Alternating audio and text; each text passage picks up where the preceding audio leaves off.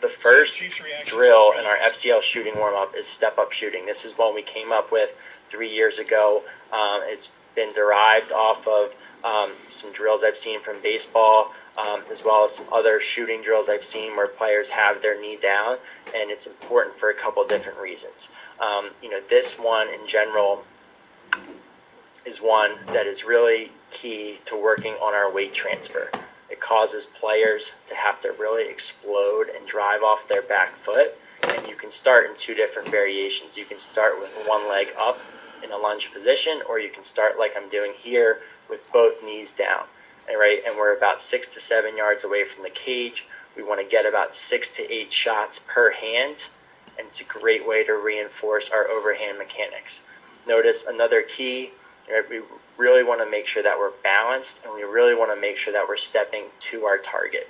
It's so crucial, and we should be able to execute from a 6 to 8 yard difference. In my opinion, if you can't consistently step to your target and hit your spots from 6 to 8 yards, how can you expect yourself to do the same from 10, 12 yards with a goalie in the net with the pressure of a high pressure situation? We want to make sure that we have a full follow through.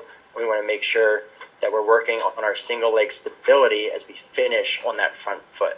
These couple main keys allow the drill to remain simple, but we can really get a lot out of it, as well as just help our players warm up and get ready for practice.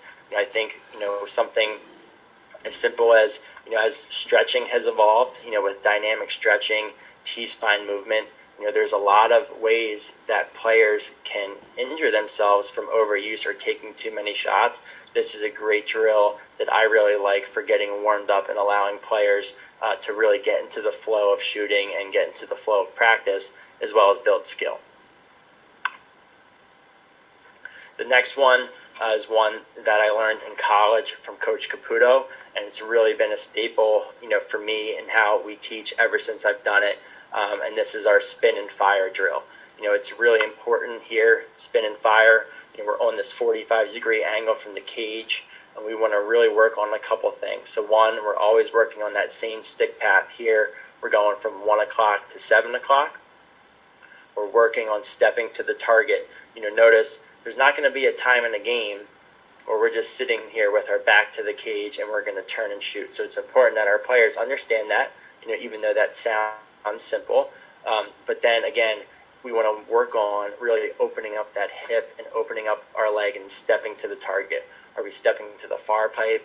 Are we stepping to the near pipe? And that's something that we want our players to feel as we go through our mechanics, right? Think about your shots, think about your hands, let your body, get into that flow as you're rotating and you're finishing a simple drill like this. It can be really easy to just go through the motions in a drill like spin and fire, and especially if you get into that routine of, that warm-up, but we want to make sure that we're always kind of assessing how our body feels, making sure we're stepping to the target, and then finishing with that full follow-through, 1 o'clock to 7 o'clock or 11 to 5, and holding that follow-through. If I play it one more time, and I'll freeze it here.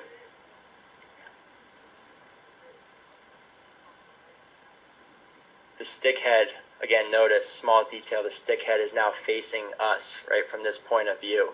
That's a full, consistent follow-through. There's a lot of times, if we're talking about players breaking their wrists or following through, that they'll shoot it and then their stick comes back up over their shoulder, right? To us, the full, consistent follow-through, we think about it a lot like golf, where you want to finish your shot.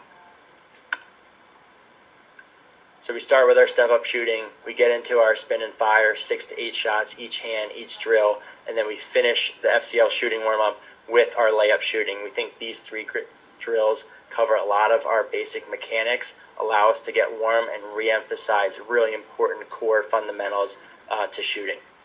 Here, same thing, 6 to 8 shots, right? And now we're going to get set. We're going to start our lines even with the pipes, probably around 7 to 10 yards based on the level or the age of player. We want to have one arm extended, athletic stance, and we're going to take 3 steps, and that ball is going to release out of our stick. So we have to explode off that inside foot. 1, 2, 3, and that ball is coming out as we take our third step, and we're finishing downhill to the target.